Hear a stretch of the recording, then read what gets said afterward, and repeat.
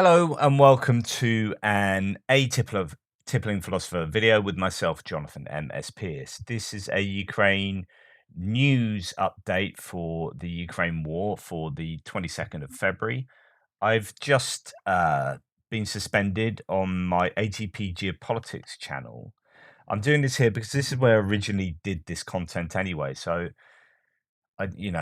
this channel was originally for this content and I split off and did a sub channel. I just need to make sure that every claim I'm making is caveated. So here's an official disclaimer because I've been suspended for misinformation and I've checked both videos that they gave me a warning for and then gave me a strike. And neither of them, in my opinion, would remotely be deemed as misinformation, but my appeals have fallen on deaf ears. It's amazing that you can put out videos about the world being flat, about the earth being flat, and you can still get away with having those videos out there.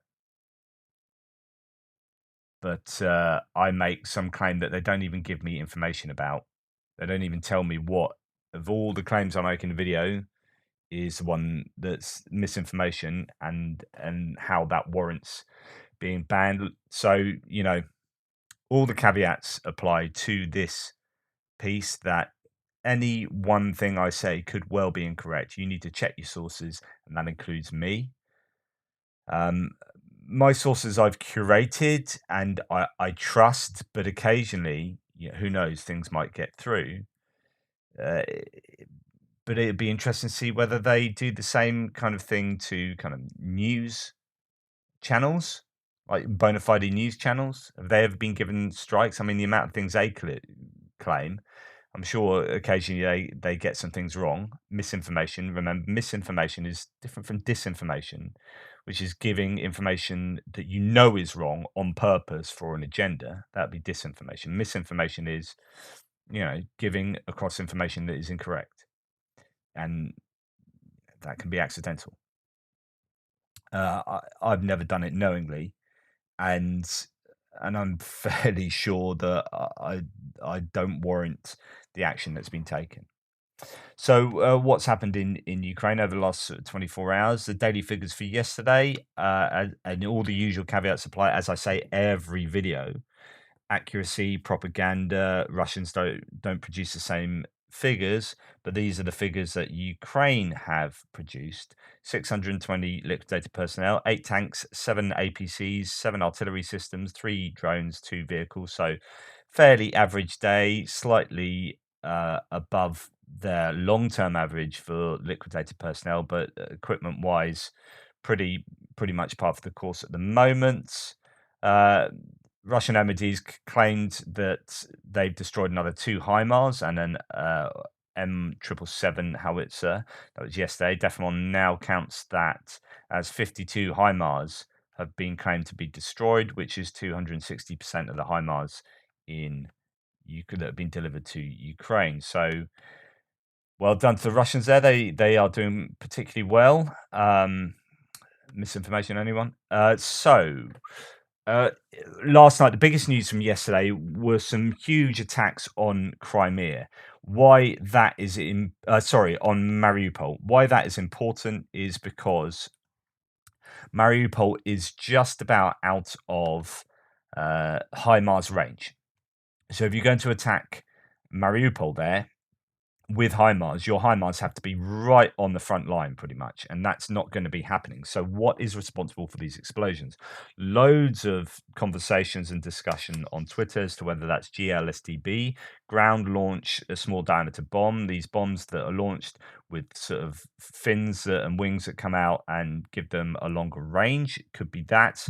Could be the Turkish GMLRS that were given. Don't know how many and don't know what rockets were given with them, but they supposedly have a range of 150 kilometers, and it appears that Ukraine has some of them. Don't know how many. It could be those that are being used. In fact, I would put slightly more credence on that than GLSDB, although lots of people seem to be getting excited about GLSDB.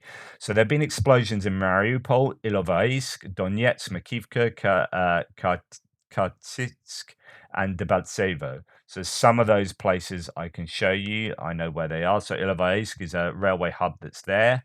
Makivka is up towards is up by Donetsk. Donetsk itself was hit, and other such places. We have Donetsk, Makivka, Mariupol, Ilovaisk. I don't know where the other two are. I'll have a look. Mariupol is out of GMLRS range, says Michael Weiss, unless fired less than 10 kilometers from the front line. Could these be ground launched small diameter bombs already in play? I don't know. Um, and OSINT Defender says after Ukrainian forces launched a large scale attack on Mariupol, it appears the Russian forces are now responding with explosions being reported in Sumy, Kharkiv, Dnipro, and Zaporizhia. So those would be Dnipro, Zaporizhia, Sumy, and Kharkiv.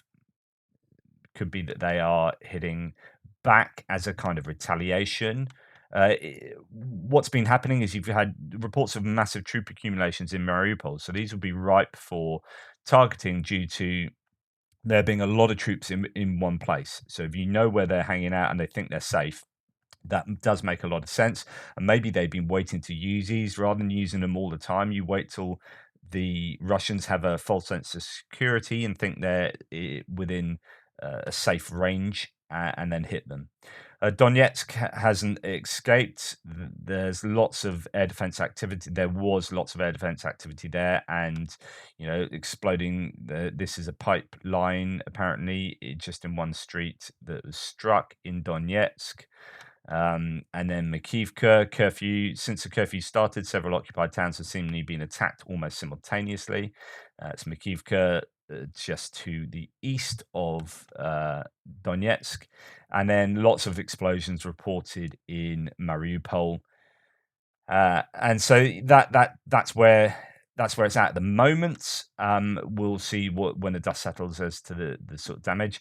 Going to Russia, fire in Krasnoyarsk. A large-scale fire occurred at an industrial warehouse that covered 2,500 square kilometers. Russian media reports citing the Russian Emergencies Ministry. Firefighters have evacuated 10 people, no casualties. So another huge Russia on fire incident.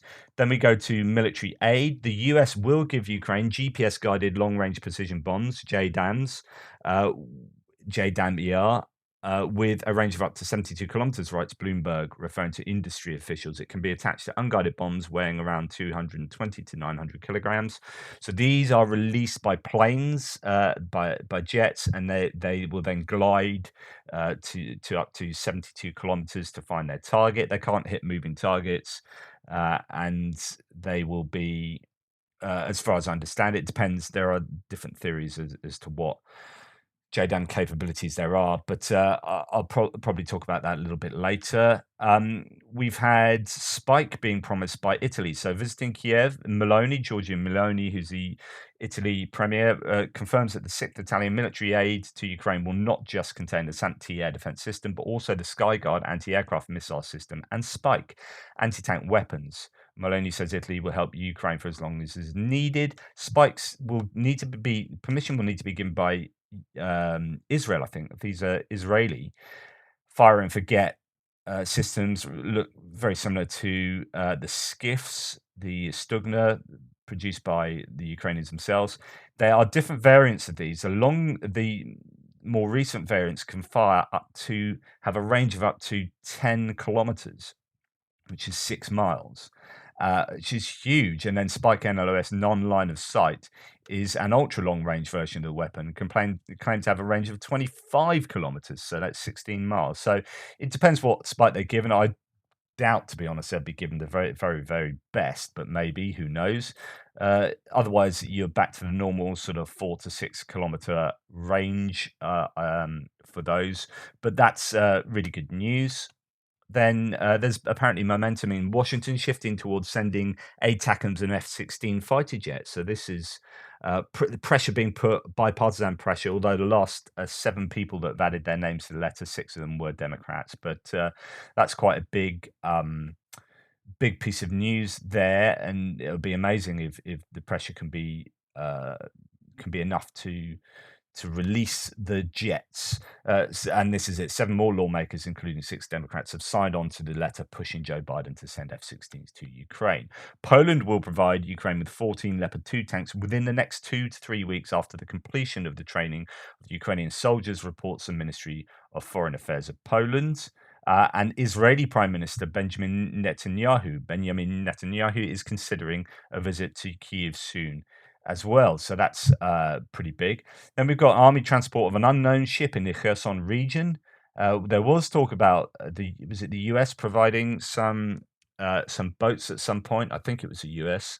Was it Canada? No, I might have to go back and have a look. But yeah, that it could be that is what we're seeing there. Don't know. It's obviously under wraps. Don't know what craft that actually is. Training of the Ukrainian military taking place on the British 155 millimeter self-propelled guns, the AS-90s. This is taking place in southern England. That'd be Salisbury Plain, just down the road from me, pretty much. So they are at present involved in training there. Geopolitical news: President of Moldova, Dorin Resian, has said that Russian plans to seize the airport in Chisinau uh, and use it for further transfer of its troops to the country. According to him, Russia has several options for preliminary destabilization of the situation of Moldova. It could just be psyops. I would take that with a pinch of salt, maybe. However, Ukrainian troops have been reportedly observed earlier yesterday being deployed to the Odessa region near the border with Transnistria, with Moldova. So, could be that Ukraine are just sort of being cautious there. And then someone talks here about, sorry, this should have been earlier. Intrigued by Maloney's mention of spike ATGMs for Israel, for Ukraine. Israel needs to sign off on these. Comes with all these different ranges, but Europe does have a 25,000 spike inventory. So there are a large number of them within European borders. And then we hear this is actually coming from Khodorkovsky. So every Russian officer or soldier, when speaking about the Russian ammo situation, there's not enough, too little, no reserves. And you get a lot of pro-Russian bots or pro-Putin bots saying that, oh, you keep saying they're running out of ammunition, what a load of rubbish. But actually, if you look at their fire rates, they've decreased. And when you look at what they're saying on the front lines themselves, it seems that they have largely decreased. And here is uh, Kolokotsky saying the ammunition supply was lowered to general norms, which didn't allow them to get the desired results. The same goes for us in Vuhledar. This is well worth a read. I'll leave that to you to read if you want. But the most pertinent bit is the end. Now the supply guys have become like everyone else, and the most depressing thing is not that they were specifically lowered to the general norms, but these general norms do not allow them to give the desired result. Under the same Vuhledar, before the offensive, the army reduced daily consumption to the minimum in order to accumulate a supply at least on the first day of the offensive. This is obviously not enough to suppress the resistance of the enemy, and the consequences are not long in coming. So pretty damning indictment of the ammunition levels for the Russians from Russians themselves. Another little bit of news is Russian radio stations in cars, all in the various different places around Russia: Belgorod, Staroyskol, Ufa, Kazan, Voronezh, Novorosylsk. The radio stations were hacked, and apparently there's a fake air raid alert sounding attention, attention, the threat of a missile attack. So that happened yesterday. Interesting. And then, and I've talked about Benjamin Netanyahu. So that's the end of the news today. Hopefully, no misinformation in there. But remember, please think that everything I say could be incorrect. Please take it all with a pinch of salt. Thank you for your support. I'm reading a little bit at the moment. I need to collect myself and see if I can do a frontline update. But yeah, thanks so much. You take care.